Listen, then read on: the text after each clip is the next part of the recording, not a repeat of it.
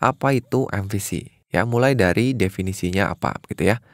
Jadi sederhananya, MVC ini definisinya adalah dia sebuah pola arsitektur pada perancangan perangkat lunak yang berorientasi objek. Ya, jadi MVC ini sebetulnya bisa diterapkan untuk bahasa pemrograman yang lain selain PHP selama dia memiliki konsep object oriented. Ya, di mana tujuan dari MVC ini adalah untuk memisahkan antara tampilan, data dengan proses. Ya, salah satu tujuan utamanya adalah ini. Gitu ya teman-teman ya. Nah, kalau misalkan teman-teman ngikutin channel ini, kita pernah membuat sebuah seri mengenai PHP dasar ya, di mana di situ kita membuat sebuah aplikasi secara prosedural dan itu tanpa menggunakan konsep MVC. Ya, jadi kalau misalkan kita lihat program kita tanpa menggunakan MVC itu seperti ini. Ya, teman-teman bisa lihat kita menyimpan semuanya dalam satu halaman. Ya, baik itu tampilan atau kita sebut dengan presentasi, data dan juga proses. Nah, sebetulnya ini kurang baik, terutama ketika nanti programnya sudah semakin besar dan kalian nggak kerja sendiri, kalian bekerja dalam tim secara kolaboratif. Ya, menggunakan prosedural ini pasti nantinya merepotkan. Nah, nanti dengan menggunakan MVC, kita akan pisah-pisah tuh komponen-komponen di dalam halamannya menjadi 3 komponen utama yang dinamakan dengan model, view, dan controller. Ya, di mana teman-teman bisa lihat nih, di sini controller adalah komponen utama yang mengendalikan alur prosesnya. Ya, nanti detailnya ini kita lihat di belakang ya. Yang pasti, ini kita bisa anggap sebagai data itu untuk model, tampilan itu untuk view, dan semua proses dilakukan di dalam controller yang mengendalikan semuanya ya, sesuai dengan namanya. Begitu ya. Nah, sekarang, kenapa sih kita mesti belajar MVC ini? Kenapa kok MVC begitu ya? Ada beberapa alasan utama. Yang pertama tentu saja adalah organisasi dan struktur kode yang baik, gitu ya. Maksudnya di sini organisasi, entah itu tempat kita menyimpan file, membuat struktur folder, dan lain sebagainya. Ya, lalu alasan berikutnya adalah untuk memisahkan tadi logic atau proses dan tampilan. Lalu akan mempermudah juga dalam maintenance code-nya. Nantinya ya, ke depannya kalian butuh maintenance untuk kodenya, itu akan lebih mudah ketika kita menggunakan MVC. Dan yang paling penting adalah supaya kalian dapat gambaran bagaimana sih implementasi konsep MVC yang sudah kalian pelajari di seri sebelumnya. Itu ya, karena di seri sebelumnya kita hanya mencoba konsepnya saja, belum sampai membuat sebuah program atau aplikasi yang berjalan, begitu ya. Nah, dengan MVC ini adalah salah satu cara untuk mengimplementasikan konsep yang sudah kalian pelajari. Dan yang terakhir adalah MVC ini digunakan oleh banyak sekali web application framework yang populer. Gitu. Jadi harapannya ketika kalian sudah paham mengenai MVC, nanti begitu masuk ke dalam framework, itu udah nggak kesulitan lagi memahami konsep MVC-nya. Ya, karena banyak banget ya framework-framework yang menggunakan konsep MVC untuk berbagai bahasa. Ya, contohnya di PHP aja. Ya, kalian pasti pernah mendengar CodeIgniter, Laravel, Yi, Symfony, Cake PHP, dan masih banyak lagi. Dan itu semua menerapkan konsep MVC. Ya, begitu juga di Java, Python, Ruby, dan JavaScript. Ya, banyak dari framework ini menggunakan konsep MVC. Ya, walaupun arsitekturnya berbeda. Begitu ya, teman-teman ya. Jadi sekali lagi harapannya, ketika kalian paham mengenai konsep MVC ini, nanti jika kita masuk ke framework-framework ini, itu kalian nggak kesulitan lagi memahami konsepnya. Gitu ya. Dan selanjutnya, nah ini apa sih yang akan kita buat di dalam seri ini? Aplikasi seperti apa? Nah, nanti aplikasi yang kita buat adalah sebuah aplikasi sederhana. Yang bukan aplikasi yang utuh begitu ya, tidak akan jalan 100%. Yang minimal kita tahu nanti bagaimana konsep MVC diterapkan di aplikasi kita. Nanti ke depannya kalau kalian mau lengkapi, silakan. Ya, kita lihat apa yang akan kita buat. Nah, jadi ini ya teman-teman ya, aplikasi yang akan kita buat sangat sederhana sekali. Mungkin kelihatannya biasa aja gitu ya. Nah, tapi ini sudah menerapkan konsep MVC yang sederhana. Nah, kita bisa lihatnya gimana? Begini, jadi begitu kita buka folder MVC-nya, ini yang terjadi adalah halamannya akan menampilkan yang kita sebut dengan controller default yang di dalamnya memiliki metode default. Ya, teman-teman ingat itu ya. Jadi, pada saat kita buka aplikasinya, itu yang dibuka pertama kali adalah sebuah controller default yang memanggil metode default.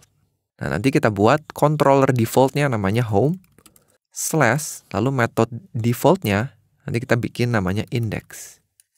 Gitu. Jadi kalau saya tulis ini, kalau saya pencet enter, tampilnya sama aja. Ya, nanti teman-teman bisa lihat nih, URL yang kita panggil atau yang kita tulis di sini akan rapih beda dengan URL yang kita buat pada saat di prosedural. Ya, ini nanti kita buat dengan menggunakan sesuatu yang disebut dengan htaccess atau htaccess ya, untuk mengelola request yang dikirim lewat URL. Oke, kita kembali lagi.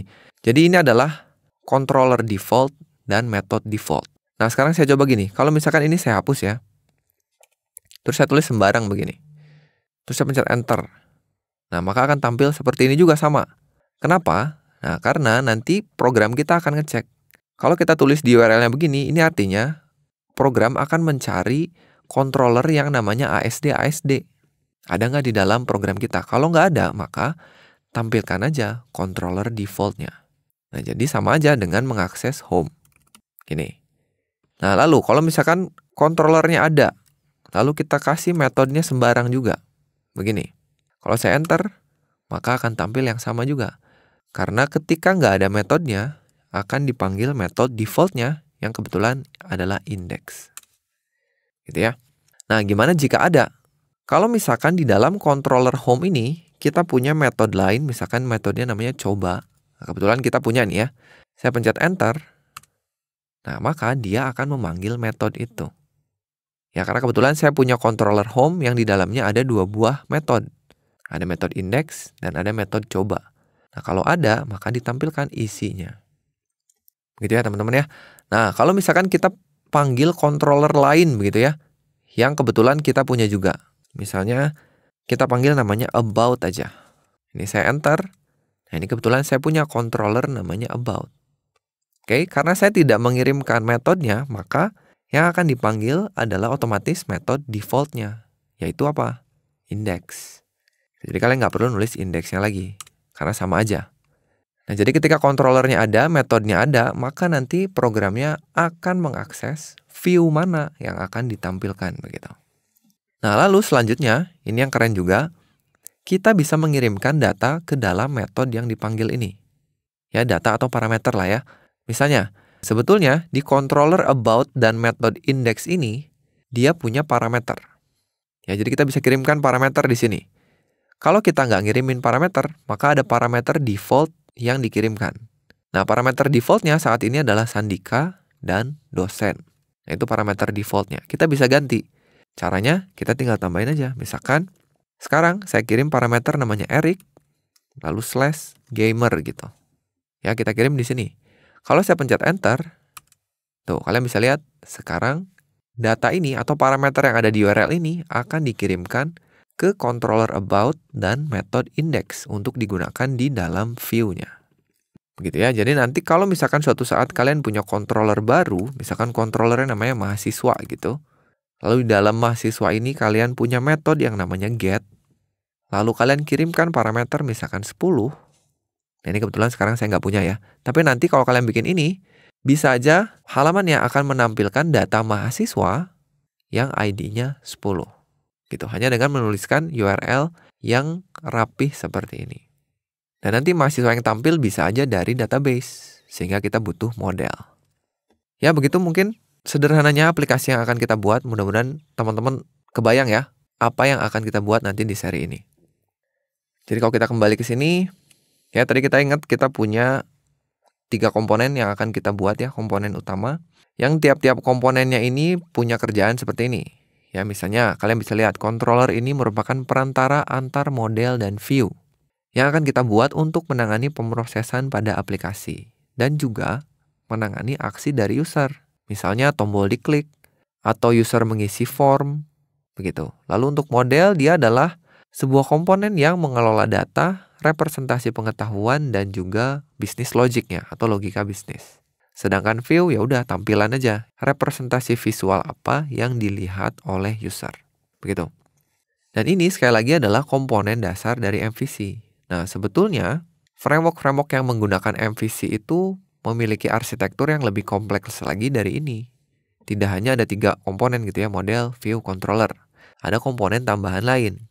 Nah, contohnya misalnya kita lihat arsitektur dari sebuah framework yang namanya Coordinator ya. Ini framework yang cukup populer. Ini saya ambil langsung dari websitenya. Jadi ceritanya, alur aplikasinya atau application flow dari Coordinator ini seperti ini. Jadi yang pertama, yang kita akses itu pasti halaman indeksnya, halaman utama. Dari situ dia akan diarahkan ke sebuah komponen yang namanya routing atau routing ya. Yang nantinya dia bekerja untuk menentukan bagian mana yang akan diakses begitu ya, controller mana yang akan diakses. Nah, setelah itu dia masuk dulu ke komponen security ya untuk membersihkan request yang dikirim di routing ini. Apabila ada sesuatu yang jahat misalkan ya, di URL-nya ada yang ngaco, nanti dibersihkan dulu oleh security-nya. Baru setelah aman dia masuk ke controller. Sesuai dengan routingnya, controller mana nih yang dipilih? Oh, udah ketahuan misalkan controller home tadi. Nah, dari situ controllernya akan menentukan apakah saya butuh model tidak. Apakah saya butuh sesuatu di dalam library apa tidak. Dan seterusnya. Nah, kalau sudah diolah di controller, nanti controller akan menentukan view mana yang akan digunakan gitu. Karena nanti view-nya atau halamannya banyak. Oh, misalkan saya mau menggunakan halaman HTML yang ini. Nah, sudah dipilih. Sebelum diberikan lagi ke user, dia masuk sebuah komponen yang namanya caching dulu. Nah, caching ini digunakan agar aplikasinya tambah cepat gitu. Sehingga kalau misalnya halaman tersebut sudah pernah diakses oleh user, data tersebut sudah pernah dikirim oleh user, prosesnya tidak perlu dilakukan secara penuh. Langsung aja lewat cachingnya. Dan terakhir dikirimkan kembali ke user. Gitu ya. Jadi MVC-nya lebih kompleks daripada skema kita sebelumnya. Ini untuk CodeIgniter. Nah, kita akan coba sedikit mengadopsi dari skema CodeIgniter ini, ya walaupun jauh lebih sederhana ya. Nah, nanti aplikasi yang kita buat itu strukturnya seperti ini. Ya, simple aja. Jadi nanti kita akan punya juga halaman index sebagai halaman pertama yang diakses oleh user. Nah, nanti di sini kita akan kirimkan ke sebuah komponen routing juga untuk menentukan nanti request di URL ini yang bertanggung jawab controller yang mana. Nah, nanti kalau udah ketahuan dikirim ke controllernya. Dari controller nanti ngecek butuh model nggak, butuh data nggak. Kalau butuh dia akan akses model, ya kalau nggak juga nggak apa-apa. Dari situ setelah proses dilakukan, controllernya akan menentukan saya mau pakai view yang mana. Nah, setelah view-nya dipilih, langsung dikirimkan ke index. Ya, jadi sederhana aja seperti ini, saya tidak akan masukkan security, saya tidak akan masukkan caching, dan lain sebagainya. Yang penting nanti kalian paham alur dari MVC-nya aja. Begitu teman-teman ya. Jadi mudah-mudahan teman-teman dapat gambaran tentang apa yang akan kita buat di seri ini. Saya yakin pasti seru banget seri ini ya. Mudah-mudahan teman-teman semangat juga nanti ngikutinnya. Itu aja mungkin untuk video pengantarnya. Dan selanjutnya nanti kita akan langsung mencoba membuat aplikasinya, tapi kita awali dulu dengan persiapan struktur dari aplikasinya. Ya, kita akan siapin dulu foldernya seperti apa, file-filenya, ada apa aja, dan lain sebagainya.